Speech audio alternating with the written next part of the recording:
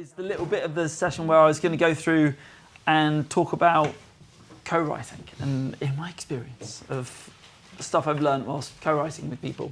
I think the first thing actually is creating a safe environment. So there's been times when I've been asked to co-write with somebody and they've come straight into a studio situation and you realise all of a sudden that it's a 18-year-old girl who is suddenly it's a really awkward situation both for you and for the person. You've got to kind of find somewhere safe to start a co-writing session. So a cafe is brilliant. Even if there's a plan to go and work in the studio later, the industry is peppered with quite predatory characters, and the more we can do to make sure that it's a set thing when you're working in studio situations, that it's not cool to expect one-to-one working with someone that you've never met before. So I always either go out for pizza or go to a cafe, work in a public space until both myself and the other person feels comfortable working in a one-to-one situation. Then you can really mess them up with digging into what their artist identity is and their character. So we talked a little bit earlier on about how difficult it is to write from your own perspective, to be able to say, I feel this happened to me, this was my story. A really good way to get past that is to talk about the artist that you're working with as two different people. So there's the person that you've just met in a cafe, drinking tea, how's it going, what's happening in your life? And then what kind of things do you write about as an artist? What's your artist name? Is that different from your individual name? And you straight away try and separate the person that you've just met with all of their insecurities and aspirations and hopes and dreams from their artist identity, which is consciously writing about themes and narratives that connect with their audience base. And inevitably, their artist identity is going to be a massive part of who they are as an individual, and probably there'll be more narrative and theme and psychological subtext coming out through the underlying narratives that come out from this caricature of themselves, which is their artist identity. So the kind of things you could ask them is, what kind of themes do you write about as an artist? What songs have you written? And all along, you've got your notepad out, and every time they say something that is mildly poetic or is a theme, you jot it down as covertly as possible, or you let them know that I'm coming up with ideas and I'm thinking about what we could write about today.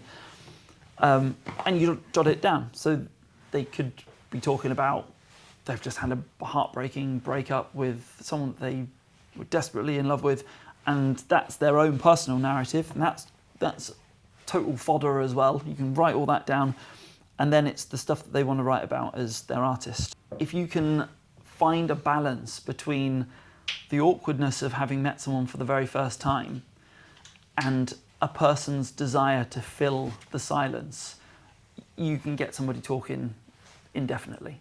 You get into a situation, you ask a question, and then you just hold that space, hold that silence, and encourage the commentary. Oh, really? How did that make you feel? Was that easy? Was that difficult? What do you think would happen if that was the other way around? And just keep on throwing in those questions to extend that debate. And the two things you're listening for are the logical stuff, so the theme and the narrative and the debate that character's talking about. But the main thing you're listening for is the lines of poetry, and most importantly, those colloquial phrases, the kind of throwaway, authentic language that people use when they're at ease, the slang words, the nicknames, the sort of playful language. And then you jot that all down. And then at the point where you start talking about what could we start creating as a song, you've got this list of themes, narratives, and ideas on your page with a load of poetic lines that have evolved on the other side. So that's worth talking about the structure. of the page that we briefly touched upon is if you can separate the logical and the creative. So you're looking for theme, whether it's love, or whether it's tainted love, or whether it's aspirations, or whether it's the oppression of society, or whether it's the patriarchy, or all these different themes that you could be listening. And then the narratives, which are this happened, then this happened, and this was the result, the sort of the plot line or the storyline, the sentence that suggests Davy met Sally, they fell in love, then they broke up, but they got back together again afterwards and it was all right.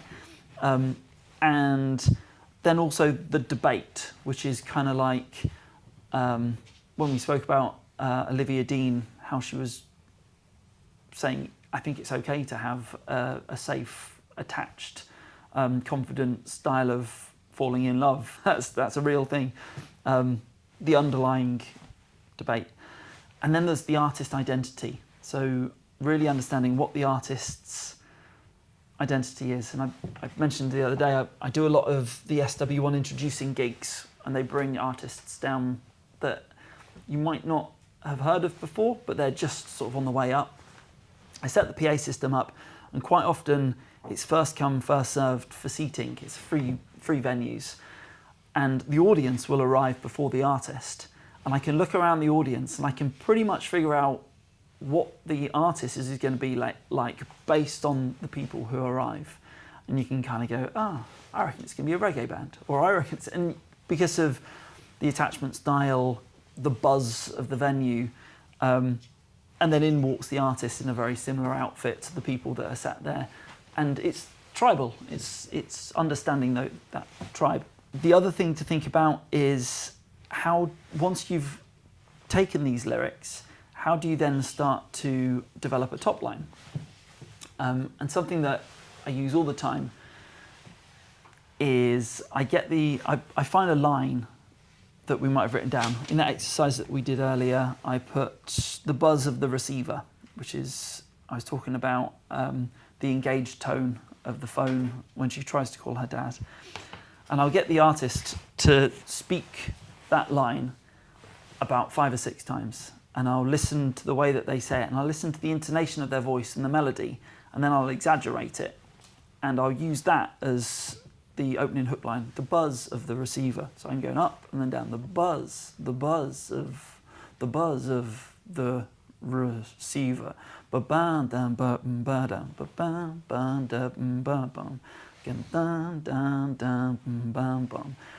There's a melody in there somewhere, and then I'll figure out the key, the chord, the scale that is. Dun dun, bum bum dum dum bum bum bum.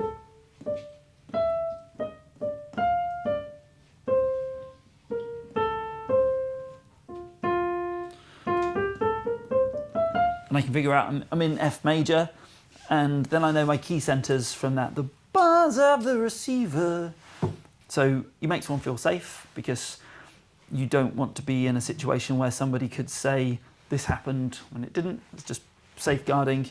You don't want to put yourself in a situation where you could be at risk.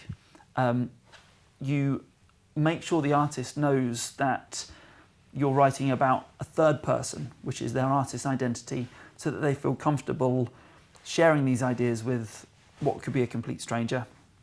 You really listen for the underlying language that comes naturally from that artist, so the colloquial phrases. And the reason you're doing that is because as a co-writer, that track is only worth that artist releasing that piece of music. If they don't feel invested in it, if they don't feel like it's their narrative, they won't be interested. So you've got to, at every opportunity, take what you're being given and represent it back to that musician to say, this is yours, here's my interpretation of it. To the point of, if you're doing your job properly, that artist will feel like it was a rip-off doing a 50-50 co-write, because they're like, well, I did all of this. This was all of me. And that's the mastery of co-writing, is you take everything that you're being given and you represent it. Then to the point of using that line, your favourite line that they spoke that they didn't mean to be poetic, but actually has got a metaphorical lilt to it, and it's kind of cool. You get them to speak it.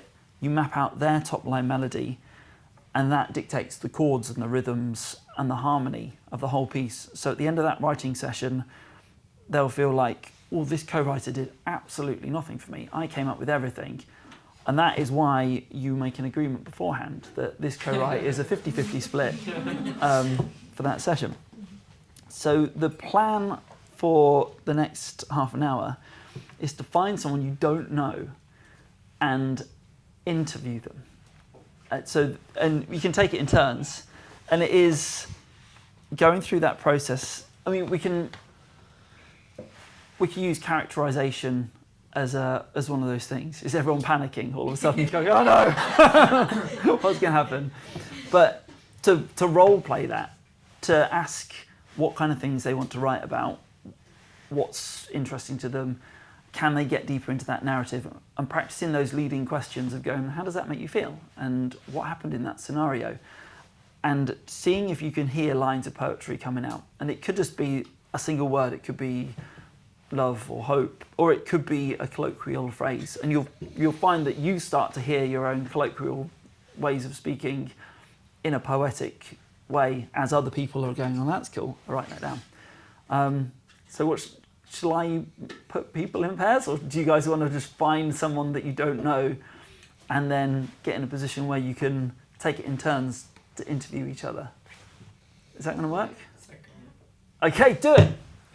Is it better that they don't see what you're asking? Sorry, say it again? Is it better that they don't see what you're writing? Because then they might be like, oh, I'm speaking like... No, I don't think it matters. I think this is just about learning how to lead that conversation and jot stuff down. Is there enough people to be in twos? Do we naturally have twos? I think we do. Woo, get in.